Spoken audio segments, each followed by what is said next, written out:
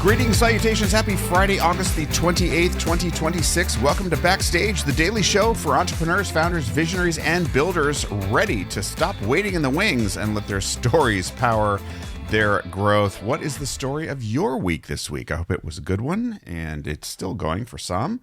For some, they take Fridays off, and that's a good thing too. So, in fact, I've been communicating with a colleague in the Midwest who has a great business, and he calls himself the Fridays off guy is his kind of tagline after his title or his name.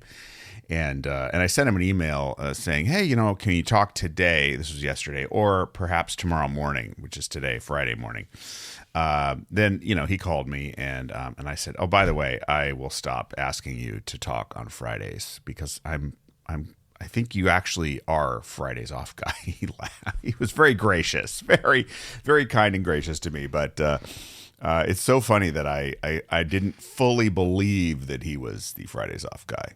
But he is. He really is. And you know what? A day off on a Friday isn't really a day off. It's a day of, I often will take a half day and just spend it talking with people, visiting casually. And it's almost like a trick you play where, you pretend it's off and you have meetings with people who are, networking friends or other colleagues or whatever. And you end up coming up with some of your greatest ideas during those times. It's very similar to performers in front of a camera who have to trick themselves to be natural in front of the camera. So one of the tricks when you're filming someone or being filmed is, and you kind of know, most of the time that you're doing this, but it's sort of like, this is not the final one. This is just, we're just testing the camera. Go ahead and talk to camera. This is just a throwaway. And when your mind is like, oh, I'm not performing, I'm just having fun, it is often your best take. And so that's what days off are for me. So now I'm 2 minutes in and I'm talking about a completely different topic than I intended, but it's Friday, so that's what's on my mind. There is something else, though. I ran across an article.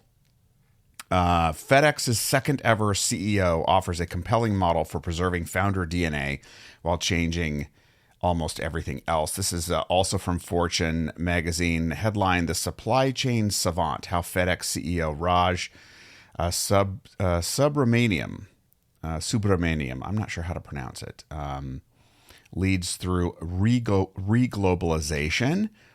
And the summary of this is that FedEx CEO Raj Subramaniam is simultaneously managing a network restructuring, organizational transformation, data AI strategy, and the aftermath of founder Fred Smith's death. So the founder, who was the CEO forever, died, and now they're only on their second CEO. Very strong corporate culture. FedEx now moves around 18 million packages per day, connects 3 million shippers with 225 million consumers, and produces 2 petabytes of operational data daily. But the leadership portion is particularly useful. When Subramaniam became only the second CEO in FedEx's history, he deliberately wrote his own CEO job description. One central responsibility was guardian of the culture that Smith had created, the original CEO. So the new CEO's promise to the original CEO was effectively technologies, acquisitions, structures, and people may change.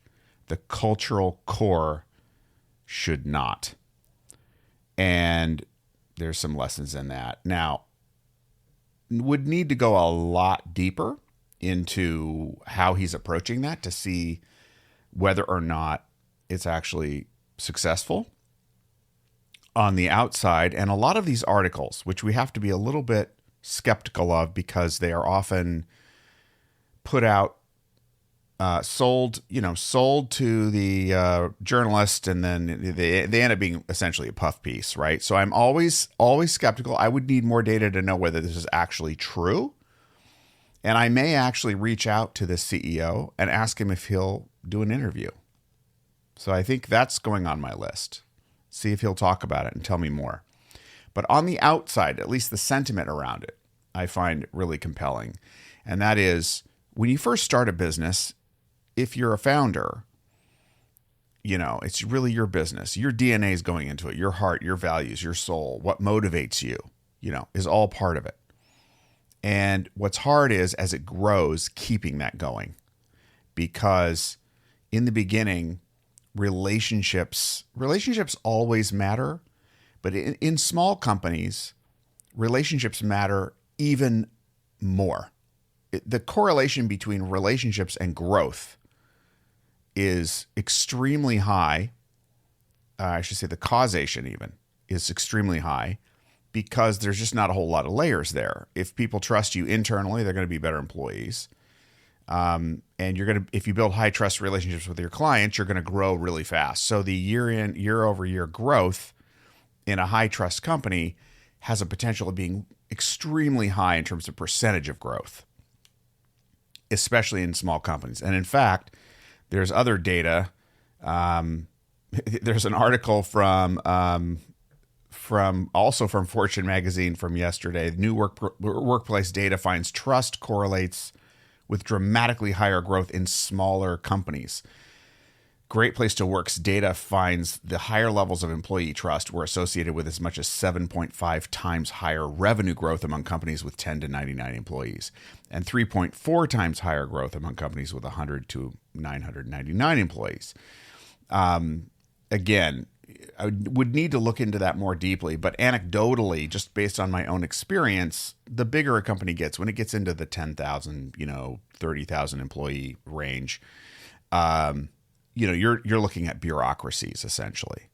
And there's a whole lot of other dynamics at play when it comes to those companies, who they attract, what the incentives are, et cetera. But a small, nimble company that's in high growth mode, trust is absolutely everything. And so, how do you maintain that when you move from your first 5 employees to 100 to now 1,000 or more? That's really hard for founders to do. And, it talks about in the FedEx story, to come back to that there's a new business sector, offshoot of FedEx. It's called DataWorks, or it's an offer. DataWorks business offers. No, DataWorks business. So I guess it's their data. I don't know anything about DataWorks, candidly, but it's a business unit or a business offering that they have. And its origins, it says in the article, trace to an unsolicited white paper from a young employee, meaning an employee wrote a white paper, just unsolicited. And when the new CEO saw that, he created an opportunity, built a team, and said, hey, build this idea that an employee had who wrote a white paper on it. So you can pull a thread from the past as one way to keep the present. But there's a whole lot of storytelling that needs to happen to reinforce a culture over time. And it includes the public stuff, what you might think of as PR.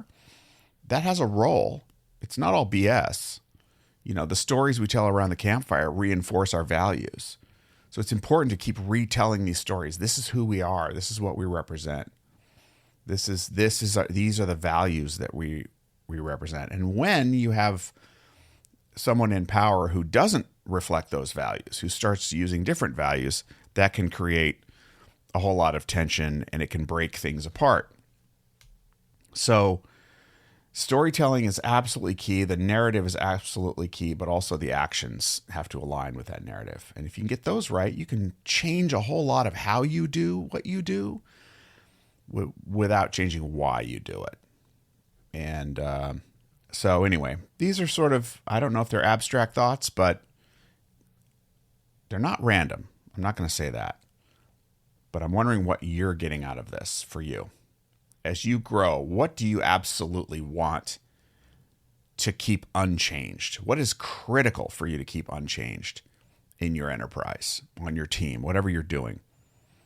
Everything else is fungible, but what are the few things that absolutely are not? If you can identify those, you got something going. And then start memorializing it. Start creating artifacts. In this case, it was a white paper that preserved one little piece of the fibers, the threads that run through FedEx. And if it has a chance to maintain its culture over time, it'll be because of those threads and a CEO who recognizes them and knows what to do with them. According to this article, he does, which is great. I would love to talk to him. So I'm inspired to reach out to the CEO of FedEx. However impossible that might seem that he would agree, you never know. You never know. So I have a small list of people I want to talk to, and he's now on it. Maybe I'll share some of the other names too as I go through this. But listen, have a wonderful weekend. Connect with people who matter, especially yourself. I'm going to go on a walk in Central Park with someone today.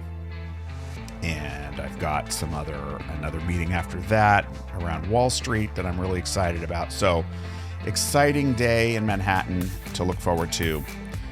Great people, great opportunities, blue sky. We'll see what else comes. And I don't mean that literally. I mean blue sky opportunities. It's actually kind of cloudy, but that's okay. I see blue sky. How about you? Thanks as always for listening. Invite your friends, colleagues, fellow visionaries and builders to join us on this journey. Most of all, be good to yourself and others, and we'll check back again with you on Monday. Bye-bye for now.